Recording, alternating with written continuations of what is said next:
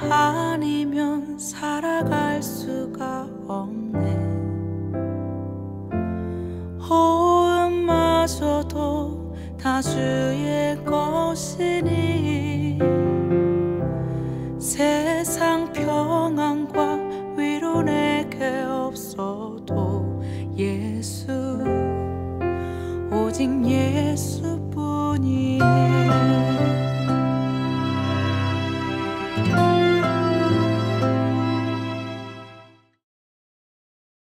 할렐루야, 반갑습니다 여러분. 반년 만에 다시 온라인 예배를 드리게 되었습니다. 이 예배의 자리에, 그리고 여러분의 처소에 주님께서 그 문을 열고 들어가 임재하시고 이 예배를 기뻐 흠양하시기를 소원합니다. 우리 함께 볼지어다 찬양하며 나아가겠습니다.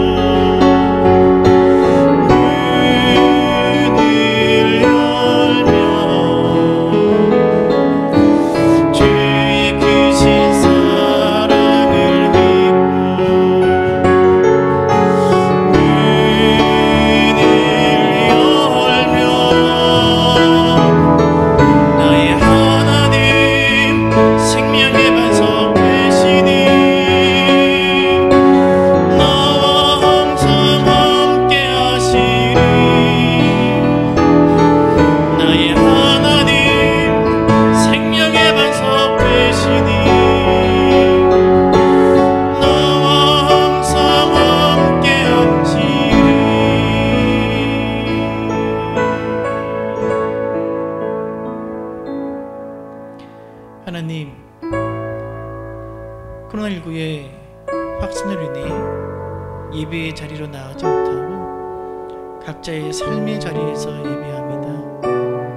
그 자리에도, 거기에도 임재하셔서 영광 받으시고 예배하는 저희들 심령에 그 문을 열고 들어오셔서 우리를 위로하시고 힘주시고 우리를 일으켜 주시옵소서. 이 예배를 통해 우리가 일어서게 하여 주시고 힘을 얻게 하여 주시고 소성케 하여 주옵소서. 예수님의 이름으로 기도드리옵나이다. 아멘.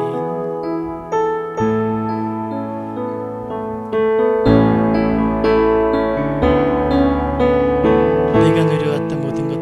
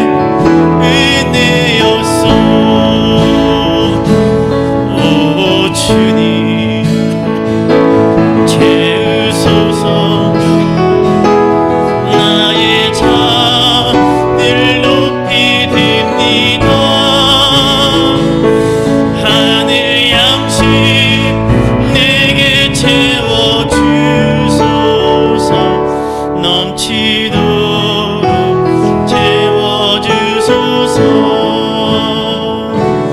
우물가의 여인처럼 난 구했네 헛되고 헛된 것들을 그때 주님 하신 말씀 내 세매와 생수를 마셔라 오 주님 채우소서 나의 잔을 높이 듭니다 하늘 양식 내게 채워주소서 넘치도록 한 번 더 고백합시다 오 주님 채우소서 오 주님 채우소서 나의 잔을 높이 듭니다 하늘 양식 내게 채워주소서 넘치도록 채워주소서 할렐루야 마지막으로 예수 피를 힘입어 찬양하고 또 이 예배를 위해 선포되어질 말씀 우리가 드릴 모든 것들을 위해 기도하는 시간 갖겠습니다.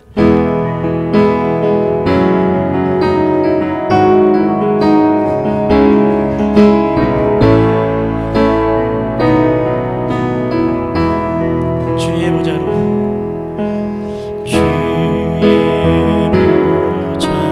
나갈 때 어떻게 나가야 할까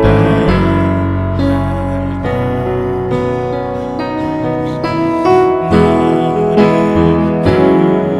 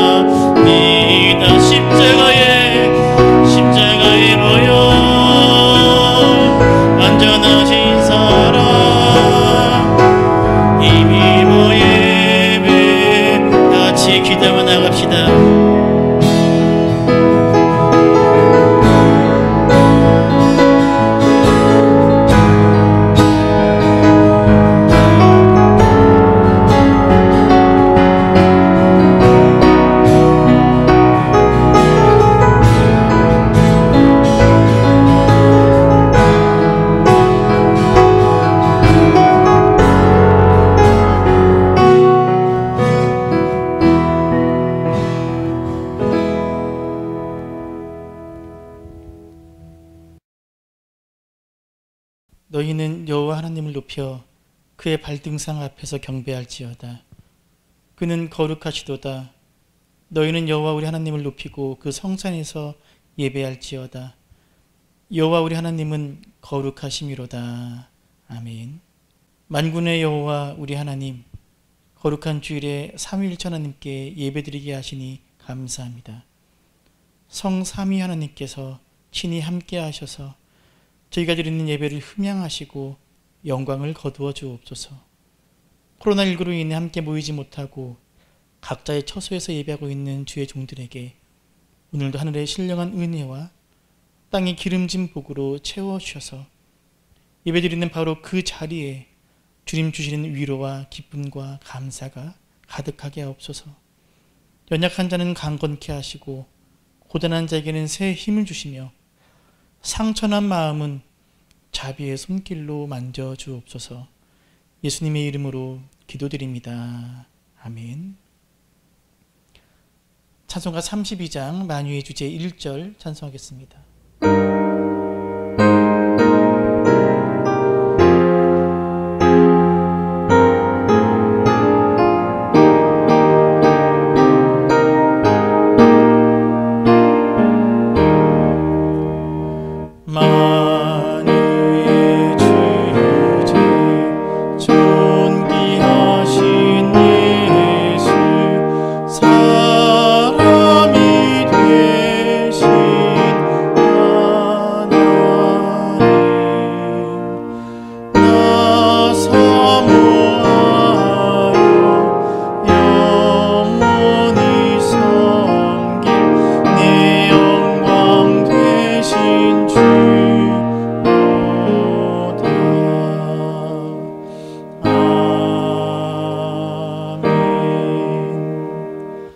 전능하사 천지를 만드신 하나님 아버지를 내가 믿사오며 그 외아들 우리 주 예수 그리스도를 믿사오니 이는 성령으로 잉태하사 동정녀와 마리아에게 나시고 본데 빌라도에게 고난을 받으사 십자가에 못 박혀 죽으시고 장사한 지 사흘 만에 죽은 자 가운데서 다시 살아나시며 하늘 오르사 전능하신 하나님 우편에 앉아 계시다가 저리로서 산자와 죽은 자를 심판하러 오시리라.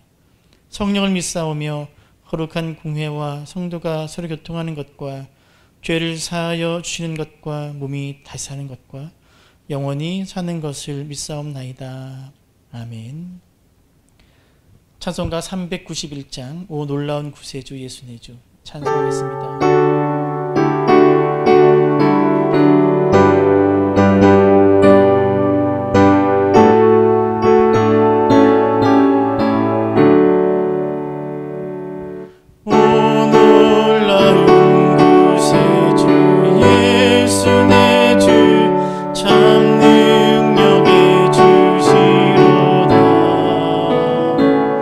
큰 밤이 미단전한 그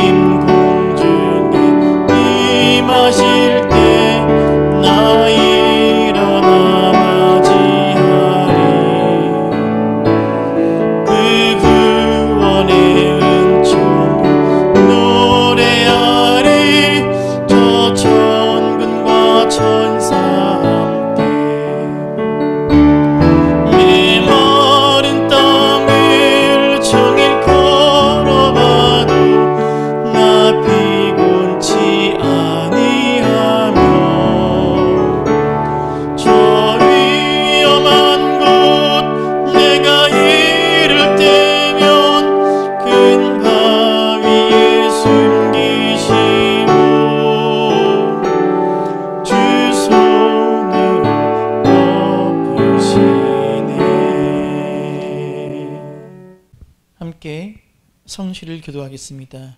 오늘은 시편 89편 말씀입니다. 제가 한 절, 여러분이 한 절 자리로 교도하겠습니다. 내가 내 종 다윗을 찾아내어 나의 거룩한 기름을 그에게 부었도다. 내가 또 그를 장자로 삼고 세상 왕들에게 지존자가 되게 하며 또 그의 후손을 영구하게 하며 그의 왕위를 하늘의 날과 같게 하리로다. 내 율례를 깨뜨리며 내 계명을 지키지 아니하면 그러나 나의 인자함을 그에게서 다 거두지는 아니하며 나의 성실함도 패하지 아니하며 그의 후손이 장구하고 그의 왕위는 해같이 내 앞에 항상 있으며 또 궁창의 확실한 증인인 달같이 영원히 견고하게 되리라 하셨도다. 아멘. 지난 한 주간을 돌아보며 하나님께 내가 지은 죄를 아뢰고 자비와 용서를 구하는 회개의 기도를 드리겠습니다. 함께 조용히 기도하겠습니다.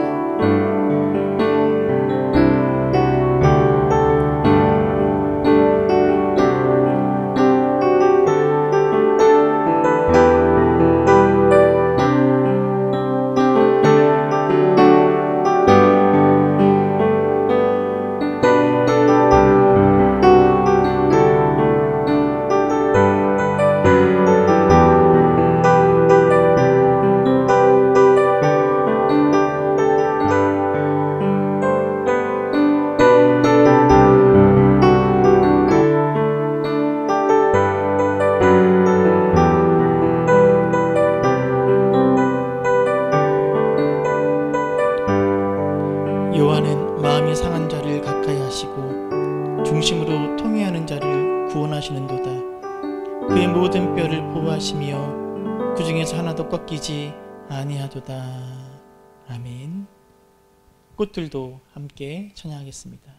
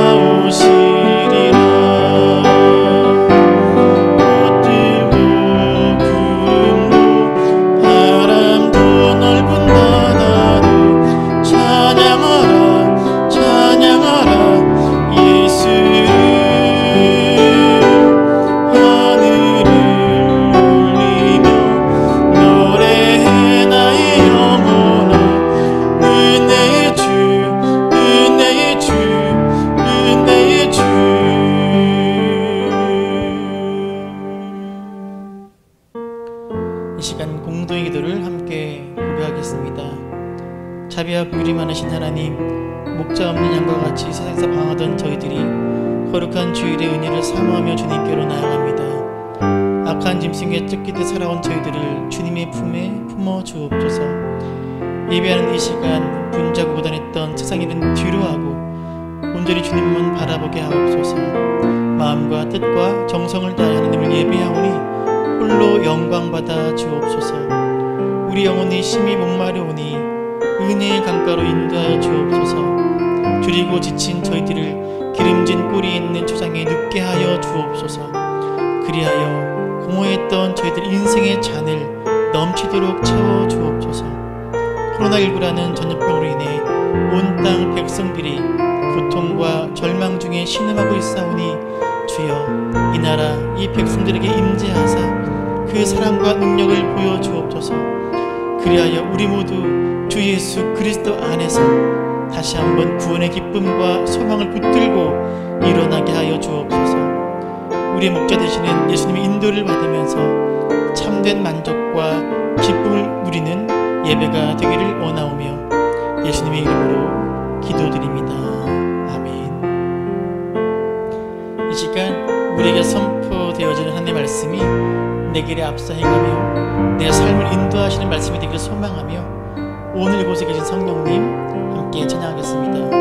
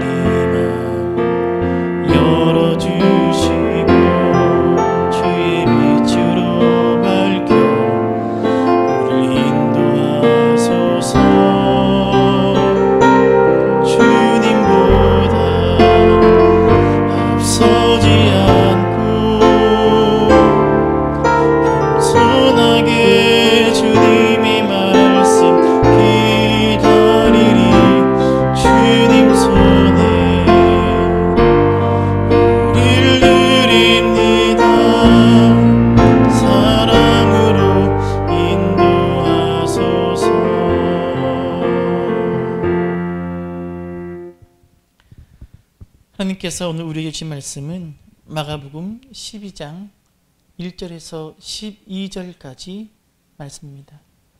함께 한 목소리로 합독하겠습니다.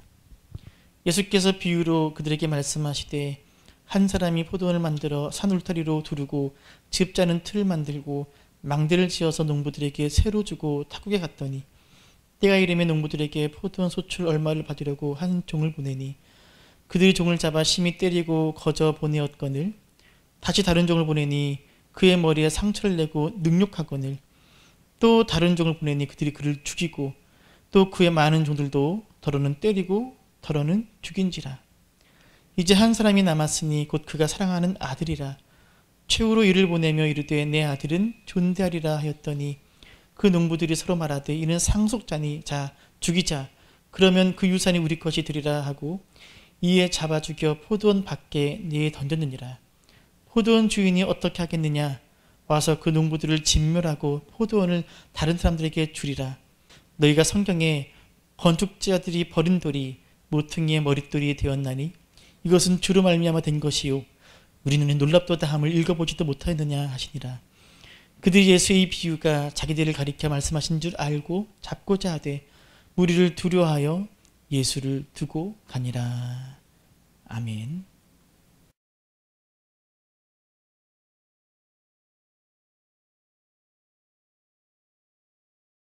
우리는 지난주일 설교를 통해 예루살렘에 입성하신 예수님께서 예루살렘 성전을 청결케 하시고 열매 없는 무화과 나무를 저주하신 사건을 보았습니다. 그리고 이를 통해 믿으라, 기도하라, 용서하라는 예루살렘 성전을 향한 종교 지도자들과 이스라엘 백성들을 향한 그리고 오늘 새로운 성전, 새로운 예루살렘 된 우리를 향한 주님의 뜻을 살펴보았습니다. 그런데 예수님의 이러한 성전에서의 언행을 굉장히 심각하게 바라보는 이들이 있었습니다. 바로 종교 지도자들이었습니다. 예수님께서는 하나님의 집이 강도의 소굴이 되었다고 꾸짖으셨는데 하나님의 집을 강도의 소굴로 만든 장본인들이 바로 그들 종교 지도자들이었기 때문입니다. 종교 지도자들은 예수님께서 성전에서 소란을 피우고 강도의 소굴이 되었다고 꾸짖는 언행을 신성모독으로 여겼습니다. 하지만 그것은 표면적인 이유였고, 진짜 그들이 못마땅하게 여긴 것은 예수님으로 인해 자신들의 그 감추어져 있던 추하고 더러운 모습이 드러났기 때문에 당황하고 두려워하고 분노했습니다. 그래서 종교 지도자들은 예수님을 어떻게 죽일 수 있을까 하는 살해 모의를 하기 시작합니다. 11장 18절을 함께 읽겠습니다. 대제사장들과 서기관들이 듣고 예수를 어떻게 죽일까 하고 꾀하니 이는 무리가 다 그의 교훈을 놀랍게 여김으로 그를 두려워하밀러라. 그런데 예수님도 참 대단하십니다. 예수님이 이것을 모르실 리가 없습니다. 그런데 예수님은 성전 청결 사건 다음 날 마치 아무 일도 없었다는 듯이 다시 성전에 들어가셔서 성전 안을 유유히 거니십니다. 그러니 성전 안에 있던 종교 지도자들이 보기에 얼마나 기가 막히고 코가 막히겠습니까? 어제 있었던 사건은 100번 양보해서 그냥 해프닝이었다 치고 넘어가더라도 다음날 예수님이 성전에 다시 나타났으니 종교 지도자들이 얼마나 열불이 터지겠습니까? 그래서 이번에는 종교 지도자들이 예수님 앞을 가로막습니다. 그리고 예수님의 권위에 도전합니다. 11장 27절과 28절을 함께 읽겠습니다. 그들이 다시 예루살렘에 들어가니라. 예수께서 성전에서 거니실 때에 대제사장들과 서기관들과 장로들이 나와 이르되 무슨 권위로 이런 일을 하느냐? 누가 이런 일을 할 권위를 주었느냐? 무슨 권위로 이런 일을 하느냐? 조금 쉽게 표현하면 이런 의미입니다. 예수, 당신이 뭔데 이런 짓을 하느냐라는 거죠. 조금 더 심하게 표현하면 예수, 니까짓 게 도대체 뭔데? 라는 의미입니다. 종교 지도자들은 예수님께 도대체 무슨 권위가 있는지를 묻습니다. 그리고 예수님은 자신의 권위가 하나님께로부터 주어진 것임을 말씀하십니다. 그러나 이들은 인정하지 않습니다. 그 누구보다 하나님의 뜻을 헤아릴 수 있어야 하는 종교 지도자들입니다. 그런데 자신들이 섬기는 그 하나님의 아들이 자신들의 눈앞에 있음에도 불구하고 알아보지 못하고 있습니다. 하나님의 아들을 거부하고 있습니다. 이렇게 당신의 권위를 인정하지 않는 종교 지도자들에게 예수님은 비유를 들어 가르치기 시작하십니다. 사실 가르치신다기보다는 예수님을 거부하고 배척하고 죽이고자 하는 이들을 향한 심판의 말씀이라고 표현하는 것이 더 적당할 것입니다. 오늘 읽은 1절부터 12절까지의 비유는 소위 악한 농부들의 비유라고 불립니다. 1절 앞부분을 읽겠습니다. 예수께서 비유로 그들에게 말씀하시되, 이 악한 농부들의 비유는 종교 지도자들에게 주어진 비유입니다. 이 비유의 줄거리는 이렇습니다. 어떤 사람이 정성을 들여 포도원을 만듭니다. 포도원 주인입니다. 이 포도원 주인이 농부들에게 세를 주고 타국으로 떠납니다. 포도원 주인은 부재지주이고 농부들은 소작농이라 할 수 있습니다. 그리고 때가 되어 주인이 포도원의 소출을 받으려고 종을 보냅니다. 당시에는 수확물의 절반을 주인이 갖고 절반은 소작농들이 갖는 것이 일반적이었습니다. 그런데 농부들이 수확물을 주인에게 주기를 거부합니다. 그냥 거부만 하는 것이 아니라 주인이 보낸 종들을 때리고 죽입니다. 주인에게 반항하고 대적하는 것입니다. 포도원 주인은 3번에 걸쳐 종들을 보내지만 농부들은 변함이 없습니다. 모두 죽입니다. 결국은 주인은 마지막 방법으로 자신의 아들을 보냅니다. 6절입니다. 이제 한 사람이 남았으니 곧 그가 사랑하는 아들이라. 최후로 이를 보내며 이르되 내 아들은 존대하리라 하였더니. 그러나 농부들은 그 아들마저도 죽이고 시체를 포도원 밖에 내던져 버립니다. 7절과 8절을 함께 읽겠습니다. 그 농부들이 서로 말하되 이는 상속자니 자 죽이자. 그러면 그 유산이 우리 것이 되리라 하고 이에 잡아 죽여 포도원 밖에 내던졌느니라.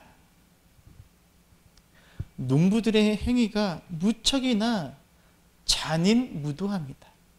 주인의 아들을 죽인 것도 모자라서 그 시체를 포도원 밖에 내던진 것은 자신들에게 땅을 맡긴 포도원 주인의 권위와 은혜에 대한 모욕이라고 할 수 있습니다. 성도 여러분, 이 이야기는 비유입니다. 그리고 이 비유에 등장하는 인물들이 상징하는 바는 굉장히 명료합니다. 포도원 주인은 하나님이십니다. 포도원은 이스라엘을 상징하죠. 농부들은 종교 지도자들입니다. 종들은 선지자들이고요. 아들은 예수 그리스도이십니다. 포도원 주인이 소출을 얻기 위해 종들을 보냈듯이 하나님은 선지자들을 보내셔서 이스라엘의 종교 지도자들이 하나님께로 돌이키고 회개하여 그 신앙과 삶의 열매를 맺기 원하셨습니다. 그러나 주인이 보낸 종들을 농부들이 모두 죽였듯이 이스라엘의 악한 종교 지도자들은 하나님께서 보낸 선지자들을 거부하고 죽였습니다. 가장 대표적인 그리고 최근에 죽임당한 선지자가 바로 세례 요한이지요. 그러나 포도원 주인은 자신의 아들을 보냅니다. 주인의 아들의 말이라면 저들이 들을 거라 생각한 겁니다.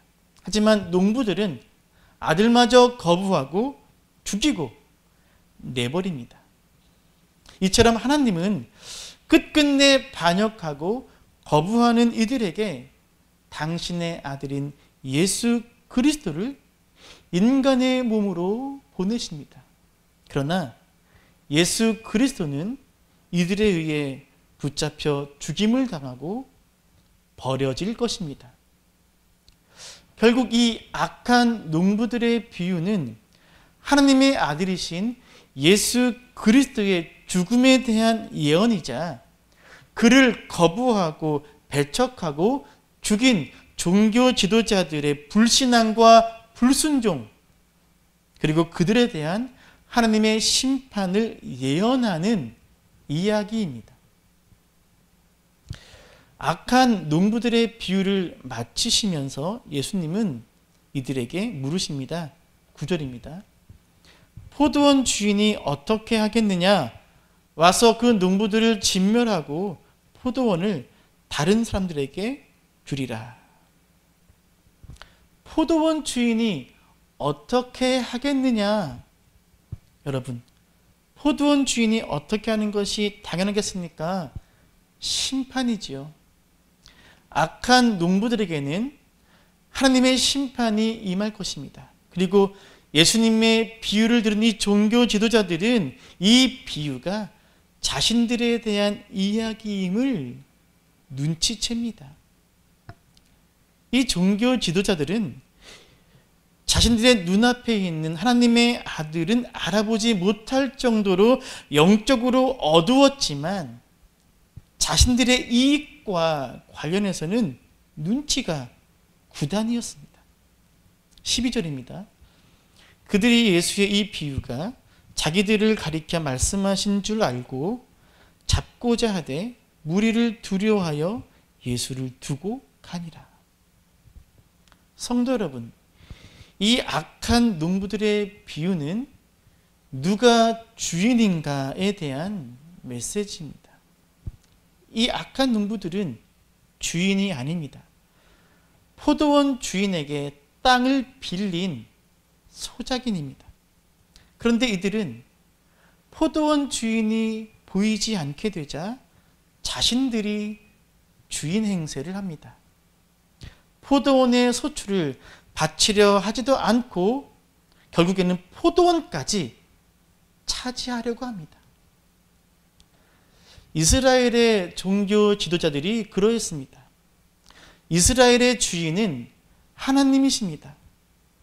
이 종교 지도자들은 하나님의 백성들을 잘 인도해서 그 믿음과 삶에 하나님이 기뻐하시는 열매를 맺게 해야 하는 사명을 받은 하나님의 종들이었습니다. 그런데 어느 순간부터 주인의 자리에 이들이 앉기 시작했습니다. 주인 행세를 하기 시작합니다. 하나님을 섬기는 것이 아니라 하나님을 이용합니다. 하나님의 성전을 이용해 자신들의 배를 불립니다. 이들의 신앙과 삶에는 위선이 가득합니다. 잎사귀만 무성할 뿐 그 어떤 열매도 없습니다. 그러나 하나님께서는 이들에게 마지막 기회를 주십니다. 예수 그리스도를 보내신 것입니다.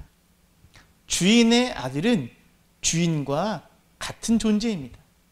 그래서 주인이 보낸 아들을 영접하고 돌이키기만 한다면 이들에게도 살 기회는 있었습니다. 그러나 이들은 주인이 보낸 아들을 무시하고 배척합니다.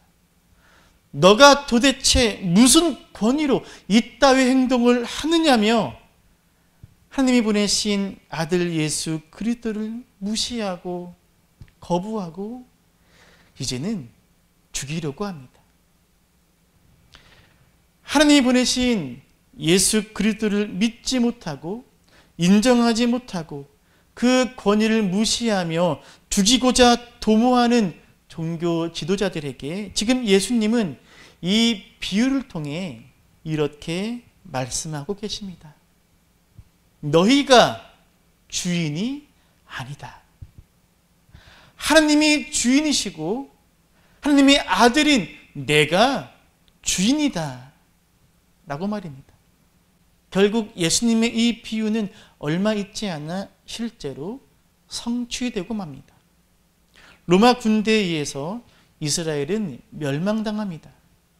그리고 하나님께서는 유대 종교 지도자들에게 주셨던 사명을 빼앗으셔서 다른 사람들, 즉 제자들과 사도들에게 부여하십니다. 성도 여러분, 이 말씀을 거울 삼아 돌아봅시다.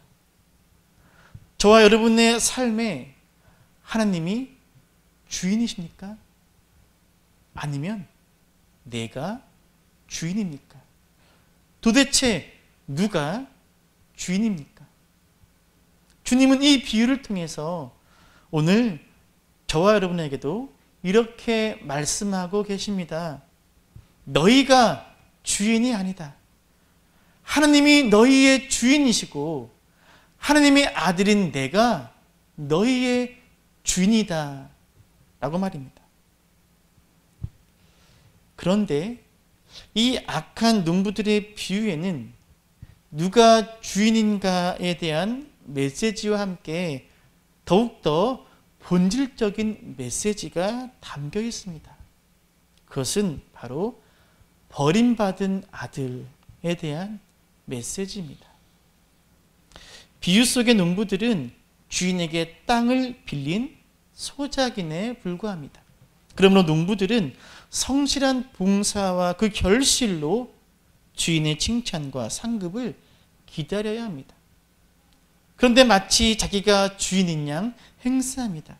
이들은 일꾼이 아니라 강도입니다. 그런데 주인은 어떻습니까? 주인은 아들을 그들에게 내어줍니다. 농부들의 반항에 대한 일반적인 대응도 아니고 손해를 입은 포도원 주인에게 기대되는 행동도 아니었습니다. 농부들은 주인 행세를 하고 주인은 아들을 내어줍니다. 이보다 지독한 역설이 어디 있습니까? 그러나 이 지독한 역설에 구원의 신비와 능력이 담겨 있습니다. 주인이 아들을 내어주고 그 아들이 죽임당해 버림받는 이 말도 안 되는 이야기 속에 우리가 받은 구원의 비밀이 담겨 있습니다. 이 비유에서 가장 눈길을 끄는 것은 버린다는 이미지입니다. 10절을 읽겠습니다. 너희가 성경에 건축자들이 버린 돌이 모퉁이의 머릿돌이 되었나니. 예수님 당시 집을 지을 때는 모퉁이 돌이 굉장히 중요했습니다. 이 모퉁이 돌을 기준으로 벽돌을 쌓기 때문입니다. 그래서 집을 다 짓고 나면 이 모퉁이 돌 위에 집의 용도 또는 건축자의 이름을 새겨 넣을 만큼 이 모퉁이 돌은 굉장히 중요했습니다. 그런데 말씀을 보니까 건축자들이 어떤 돌을 버립니다. 쓸모없는 돌이라는 거죠. 그러나 이들이 버린 그 돌이 모퉁이 돌이 됩니다. 여기서 중요한 것은 이 돌들이 버림받았다는 것입니다. 돌은 히브리어로 에벤입니다. 그런데 히브리어로 아들은 벤입니다. 에벤과 벤, 돌과 아들, 발음이 유사하지요. 그래서 이 버림받은 돌 에벤은 버림받을 아들 벤, 즉 예수 그리스도를 상징합니다. 이 비유는 종교 지도자들에 의해, 나아가 이스라엘 백성들에 의해 버림받으실 예수 그리스도를 하나님께서 다시 살리셔서 구원의 모퉁이 돌로 삼으실 것을 예언하는 비유이기도 합니다. 그리고 이 예언은 성취되었습니다. 건축자들이 버린 돌처럼 십자가 위에서 비참하게 죽임당하신 예수님은 3일 만에 부활하셔서 산돌이 되었고, 이 예수 그리스도라는 모퉁이 돌 위에 저와 여러분의 구원이 이루어졌고 교회 공동체가 세워졌습니다. 죄인들에 의해 버림받기 위해 보내진 아들 예수 그리스도. 이 지독한 역설을 생각할 때마다 마음이 아득해짐을 느낍니다.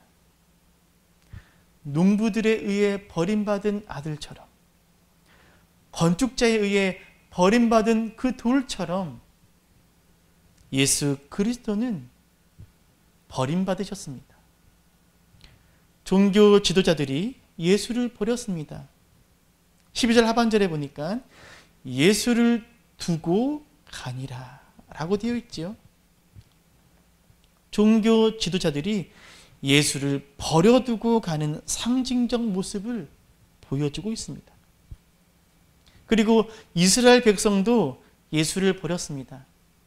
빌라도가 예수님을 신문한 후 죄가 없다고 말하자 백성들이 이렇게 외칩니다. 무리가 일제히 소리질러 이르되 이 사람을 없이 하고 바라바를 우리에게 놓아 주소서 하니. 이 사람을 없애라.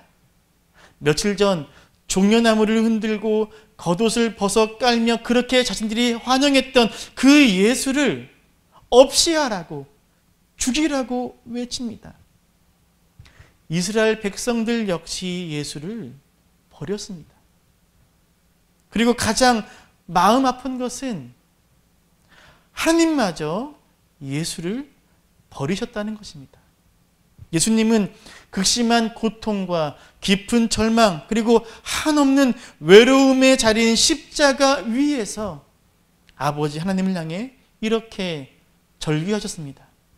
제9시에 예수께서 크게 소리 지르시되 엘리 엘리 라마 사박다니 하시니 이를 번역하면 나의 하나님 나의 하나님 어찌하여 나를 버리셨나이까 하는 뜻이라. 어찌하여 나를 버리셨나이까. 하나님은 당신의 하나밖에 없는 아들 예수를 버리셨습니다. 십자가에 내어주셨습니다. 그리고 우리를 얻으셨습니다. 하나님은 예수를 버리고 우리를 얻으셨습니다. 이것이 우리가 얻은 구원에 담긴 역설이며 구원의 신비며 구원의 은혜입니다. 사랑하는 교우 여러분, 하나님은 예수를 버리고 우리를 얻으셨습니다. 이 구원의 은혜를 잊지 마십시오. 저와 여러분이 받은 구원이 얼마나 큰 대가를 치르고 이루어진 것임을 잊지 마십시오.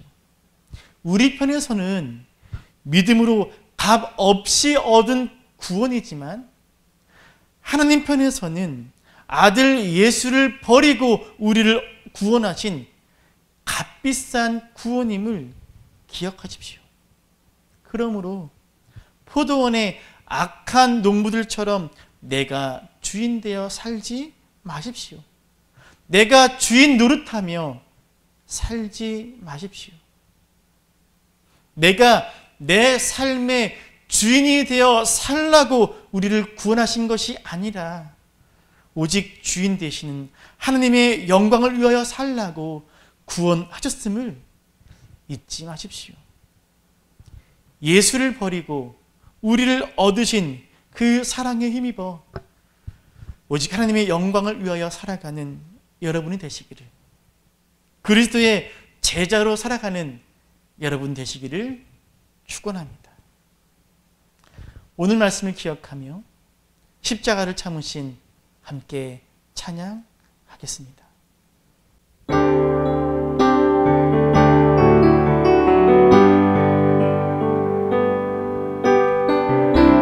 십자가를 참으신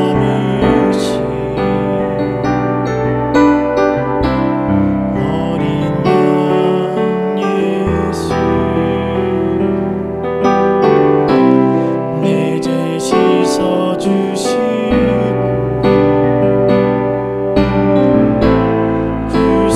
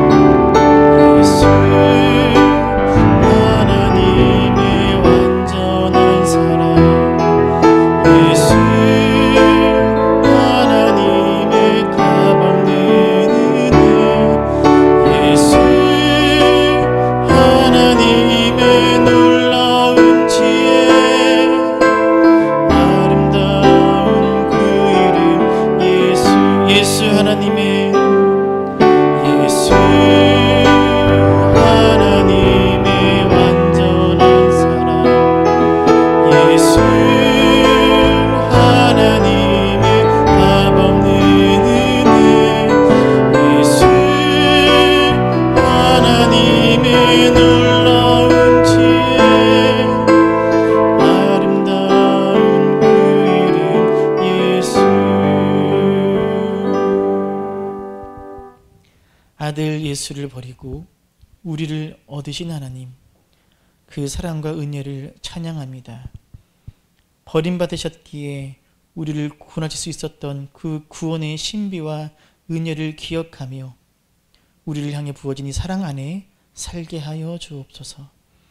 또한 주인의 자리에 앉아 주인 행세를 하려고 했던 악한 농부들과 같아지지 않도록 연약한 우리를 이끌어 주옵소서. 오직 우리의 주인 되신 하나님을 위해 살아가게 하옵소서. 예수님의 이름으로 기도드립니다. 아멘. 찬송가 400장 찬송하시면서 하나님께 봉헌하겠습니다.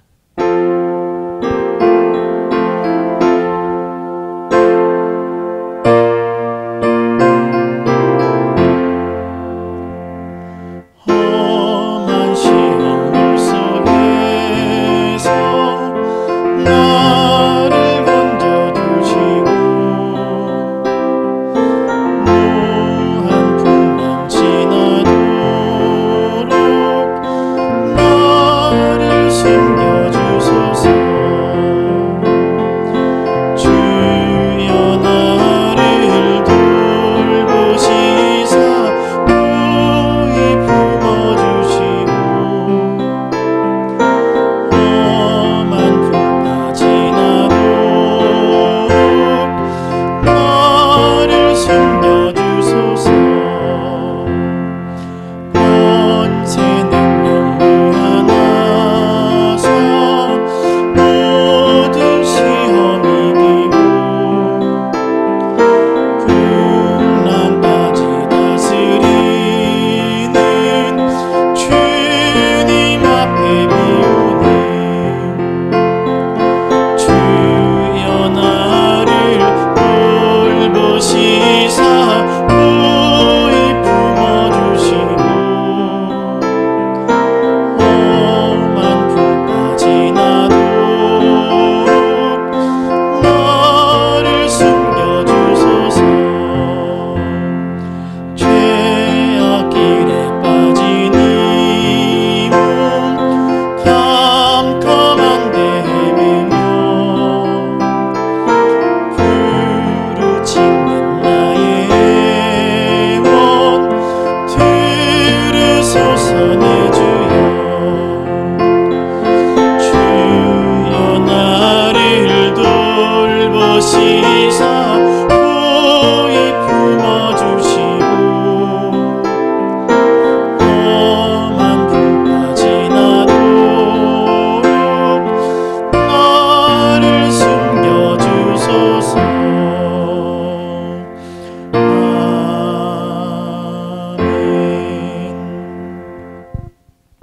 찬송과 영광을 받기에 합당하신 하나님, 하늘의 은혜로 구원받았고 또 하늘의 은혜로 한 주간을 살아온 저희들이 그 은혜에 감격하고 감사하여 정성껏 준비한 예물을 드리오니 흠양하여 주옵소서.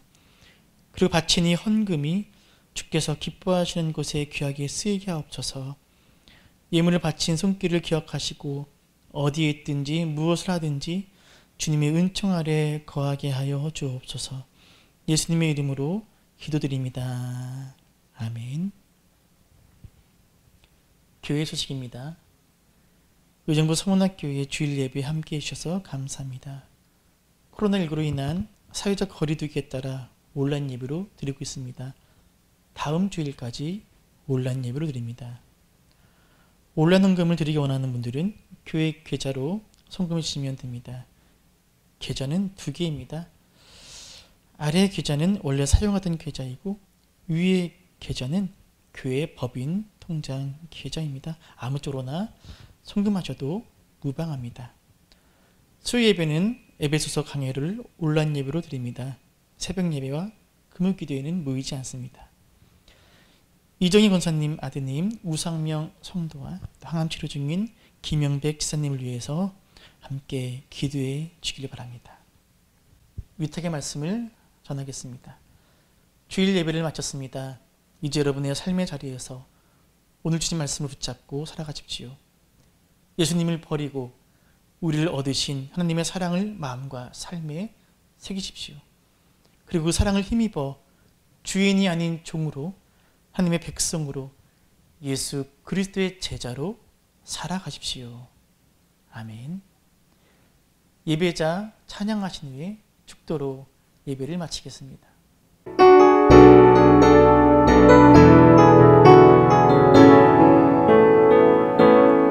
아무도 예배하지 않는 그곳에서 주를 예배하리라. 아무도 찬양하지 않는 그곳에서 나 주를 찬양하리라. 누구도 헌신하지 않는 그곳에서 주께 헌신하리라. 누구도 증거하지 않는 그곳에서 나 주를 증거하리라. 내가 밟는 모든 땅 주를 예배하게 하소서. 주의 보혈로 덮어지게 하소서. 내가 선이 곧 주의 거룩한 곳 되게 하소서. 주의 향기로 물들이소서.